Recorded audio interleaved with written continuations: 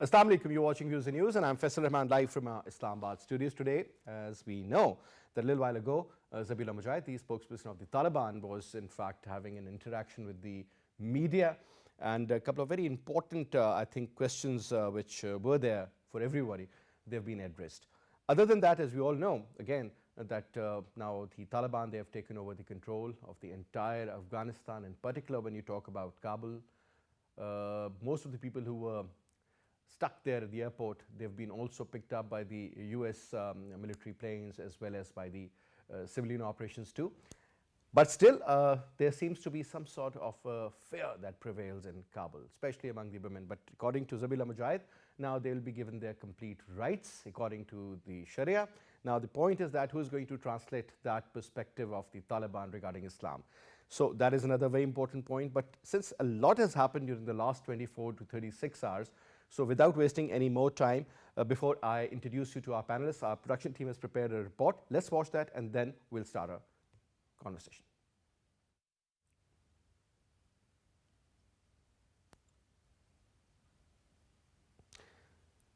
Well, let me introduce you to my panelist. On my right is Dr. Farah, expert on foreign affairs and international relations. She's from NUST. Thank you so much, ma'am, for your time. And Brigadier retired Mahmood Shah is going to join us on Skype. He's a senior analyst and an expert on foreign affairs.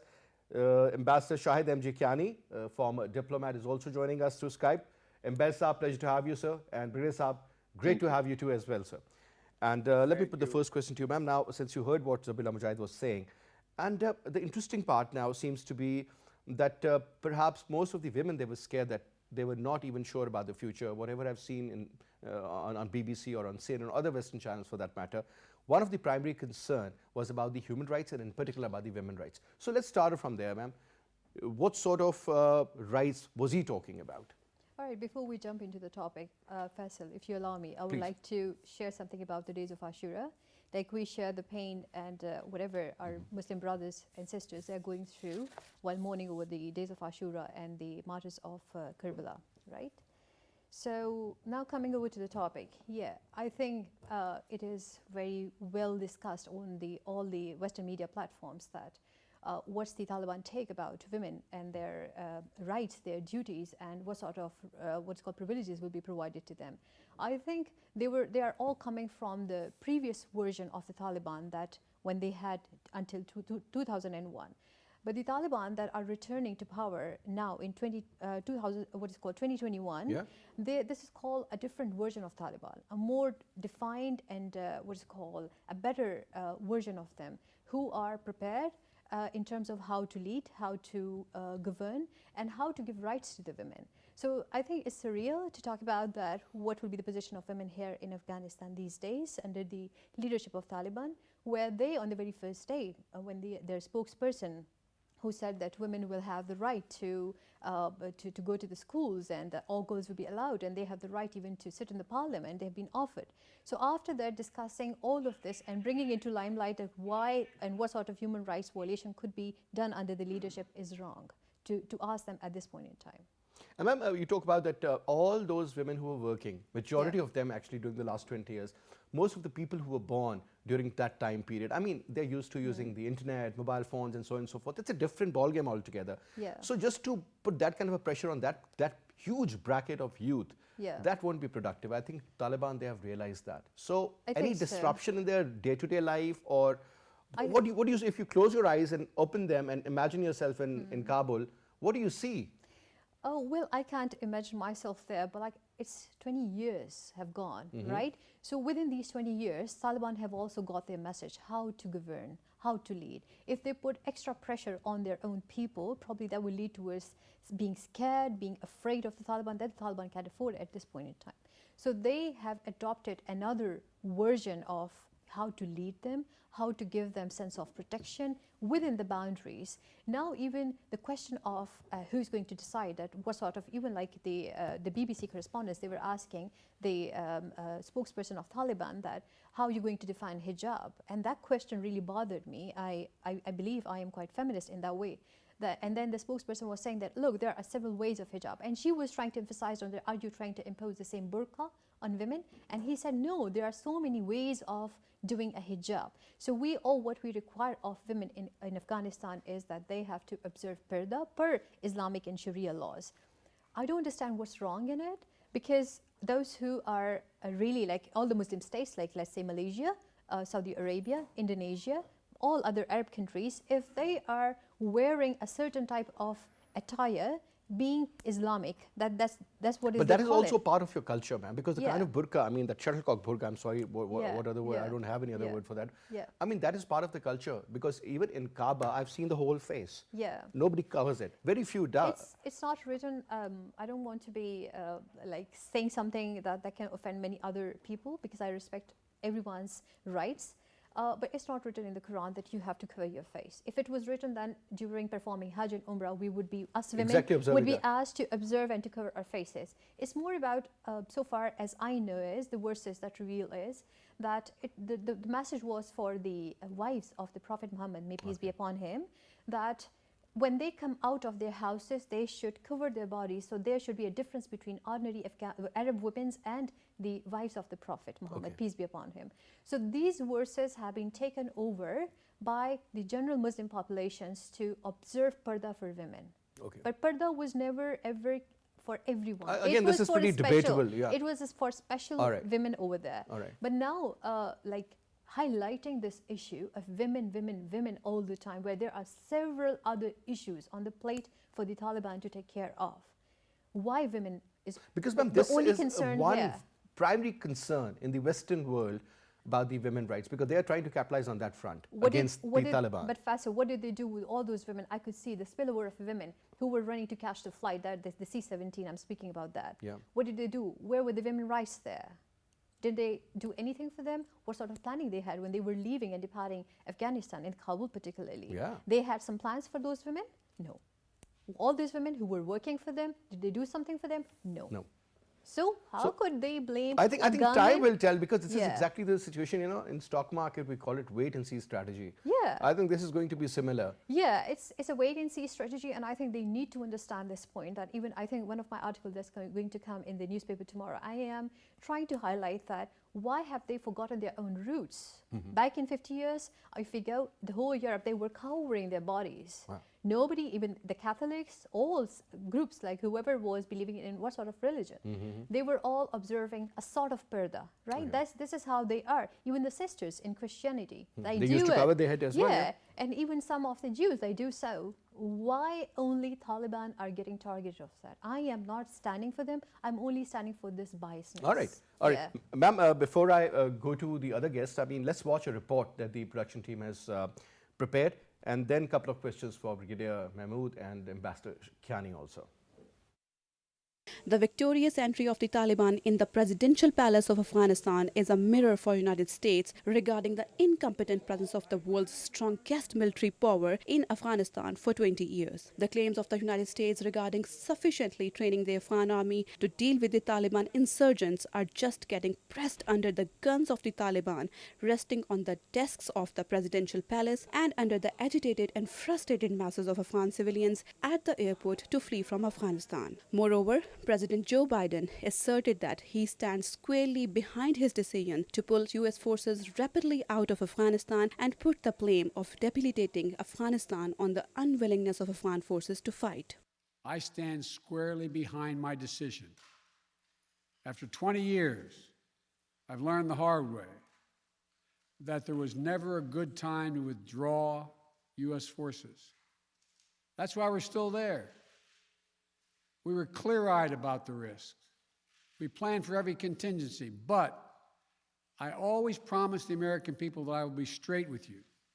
The truth is, this did unfold more quickly than we had anticipated. So what's happened? Afghanistan political leaders gave up and fled the country. He added that he didn't want to push another generation of Americans into the flames of the Afghan war, though he showed least concern for the Afghan generation, which grew up in 20 years and are now uncertain about their fate in the regime of the armed group.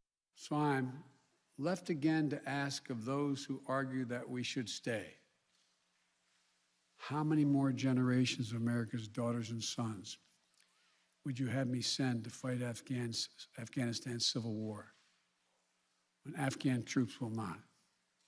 How many more lives, American lives, is it worth? How many endless rows of headstones at Arlington National Cemetery? I'm clear on my answer. I will not repeat the mistakes we've made in the past.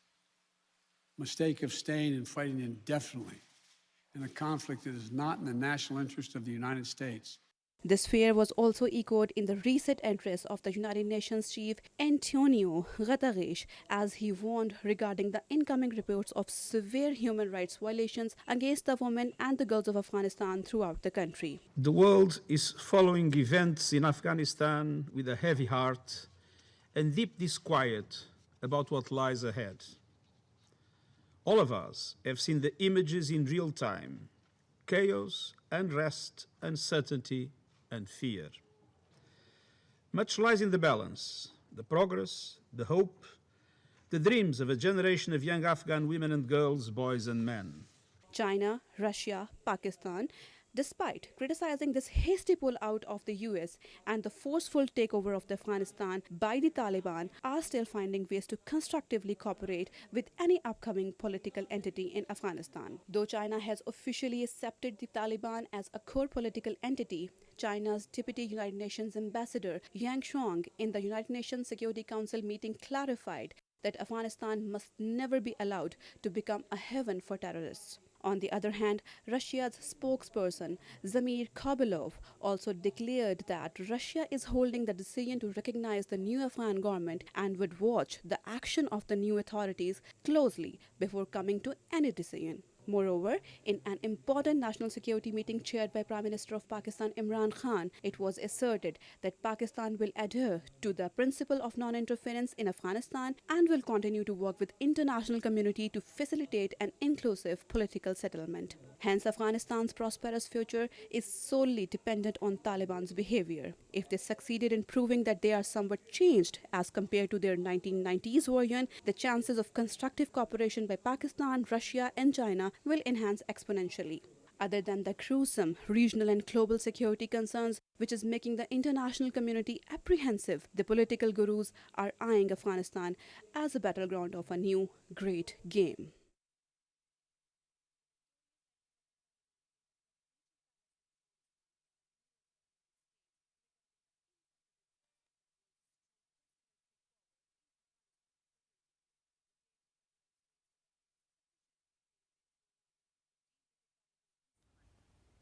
Now, let's go to Brigadier Mahmood Shah. Mahmood Shah Saab, first of all, sir, because since this is the first time we are having a word after the fall of Kabul. So, first of all, tell me, sir, were you expecting this, what exactly happened, or no? And secondly, since this has happened, now what? I think it's very close to what I was expecting. And I thought that I'll wait that how the world and probably the Americans would be surprised at this huge sort of thing. Whatever is happening, I think it is historic in nature. What has happened around the subcontinent, maybe the making of Pakistan was a huge event. And after that, I am seeing a huge event now. I think which will have worldwide implications also in the manner that Taliban are viewed, or generally the West had a certain sort of view of Islam and the Muslim countries. And they are using the human rights issues as a whip against the Muslims. Wherever they want to be quiet, they are quiet about Kashmir. They are quiet about Palestinians. They are not bothered. But here in this case, they will hold this. That let us see how the Taliban deal with this, and they are being asked very many questions regarding the women human rights. I like this lady who said, why not the human rights is a whole spectrum? Why only women? And this what they talk about the hijab and so on and so forth. I think this is going to if they do as they are promising and they step out in this manner and they succeed in it, I think it will not only be important for this region, but it's going to be important and it's going to be historic for the whole world and the way the Western world holds these things against the Muslims, and they are trying to subdue the Muslim countries with these sorts of things. I think that thing will also undergo a change if Taliban succeed in what they are promising. And I think they have been told their internal discussion. I remember that once there was a sort of clash between Iran and Afghanistan, particularly Taliban, because of some incidents in Mazar Sharif. So we asked the Iranian government, you are an Islamic country, and they are also claiming to be Islamic. So why are you fighting? Why the two armies are trying to take battle positions? So now, Brigadier Sahab, another important point, I mean, is about the recognition. According to the UK Prime Minister Boris Johnson, he says that nobody should recognize them. Whereas a lot of countries, they have indicated they will, like Russia or China perhaps, even Pakistan for that matter. So do you think this recognition of the Taliban government could be a problem in the future if it is not recognized by the Western countries, European countries in particular? I think that this huge change which has taken place is going to even shake America. Like this President Joe Biden is being criticized for the way he did this withdrawal and the way America has come down in the scale imagined. I think it's going to change that also. But the basic thing is that at this particular time, we will wait and see in case they do measure up on the scale which they are promising through this press conference. Also, you saw that, and the confidence that they are showing. I was surprised by Zabiullah Mujahid. I know him, but the confidence that he was showing and the Taliban are showing, I think we are going to be hopeful that they will make it. And in case they make it, it's going to be a huge victory for the Muslim as a whole. All right. Now, Ambassador Kiani, now let's talk about your sentiments. I'm sure you must have been glued to the TV for the last almost 2 days or so, sir. Your take on this entire episode? I have, first of all, I'm quite surprised at the priorities we are looking at. The priorities are they going to wear hijab or they're not going to wear hijab? Just a minute. And are they going to wear? What kind of priorities are we? First of all, is the lives of the people, the women, men, and the children. You look at the scene which we have at the airport and in Kabul, people running helter skelter. They're just trying to protect their lives. It is extremely important that the Taliban. I saw the full interview of Mr. Shahid on Sky TV, and he was trying to reassure. The most important thing is the lives of the Afghan people themselves, men, women, and children. Are they safe in this country or not? The hijab and the education comes much later on, for God's sake. If they would be living, then they would be studying, they will be wearing hijab, they'll be working. That is most important. But as now, I couldn't understand. Mr. Mujahid was speaking. Because there was no translation going on. But what I could see when Brigadier Mahmood Shah was saying, it is reassuring that they are trying to tell people to calm down. The most important thing is reassuring the people of Afghanistan, not only in Kabul, but in the length and breadth of Afghanistan, that the people are safe. They should calm down, and nobody will be disturbed. The lives of the people of Afghanistan will be protected. Later on, would they be the hijab or no hijab? That is not a priority at this time. The second thing is very important is because you see, looking at recognizing the de facto and de jure recognition, there is a very slight difference between them. In 93, we recognized the Taliban government de facto, because this is a luxury for those countries, those who are far off, Russia, China, United States, and Britain. They can say, but we have a 2,500 miles border which we have to secure. We will be talking to any government which comes in Afghanistan, irrespective of who they are, because we have to protect our borders. The most important thing is that we have to be careful as to the deluge of refugees crossing our borders. We have to be careful. Not only the number of refugees will be coming, but the important thing is, do these refugees also, the terrorists in the garb of refugees, come and enter Pakistan? That's very important. But it's reassuring that Mr. Shaheen and Mr. Mujahid said that they will not allow any terrorist to use use the territory of Afghanistan against its neighbors. Very important for us. Two countries are extremely important, and looking at this thing, very nervous. Iran and Pakistan. The others have a luxury. They want to recognize what is going to happen to them or not. This is very, very different. So let us hope that Taliban keep their word, look after their own people, their lives, the men, women, and children in their country, and reassure the neighboring countries, Iran and Pakistan, that they will not allow their territory to be used against us. And those who are now the terrorists, TTP and others, He who said that in one of his taken refuge statements. in Afghanistan, that they will deal with them very firmly, not to allow them. That is very important. Kiani sir, one more quick comment. I mean, when you look at the current situation, a lot of analysts, in fact, I had a word with a few yesterday, and they believe that there could be the beginning of a greater game now in this region, because the divisions are very, very clear now in support of Afghanistan and anti-Afghanistan.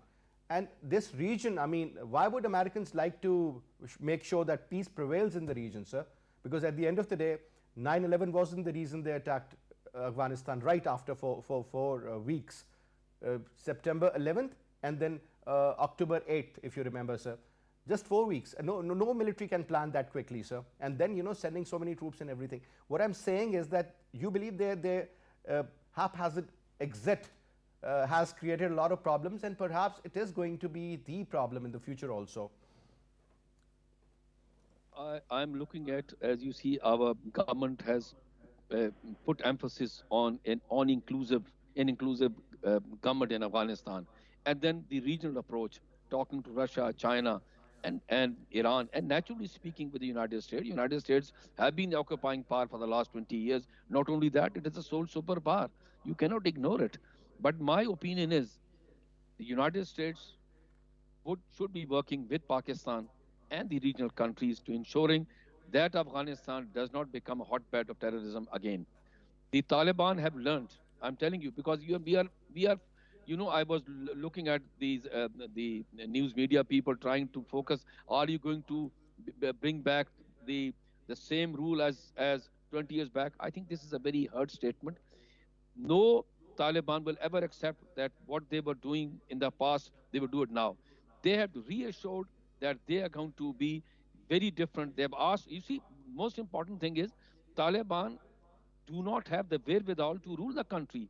They have to have a full functioning government, because they will be dealing with the outside world. Their assets are frozen outside. These Taliban have tasted negotiations. They have gone abroad. They have been talking to China, to Russia, and to the United States. They are not going to repeat their earlier mistakes, but to pin them down, that are you going to do in the past? I think this is a hard statement. Let them, if they have reassured, they should be encouraged to deal with each country in a very positive manner. All right. Now, coming to you, ma'am, first of all, another very important factor, and that is about the regional role and the impact on the regional countries because of the Islamic Emirates of Afghanistan. Different flag, different school of thought. Role of India would be diminished, most likely. A lot of people believe that Pakistan is the real force behind them. So do you think, ma'am, the equation is going to change in the region now?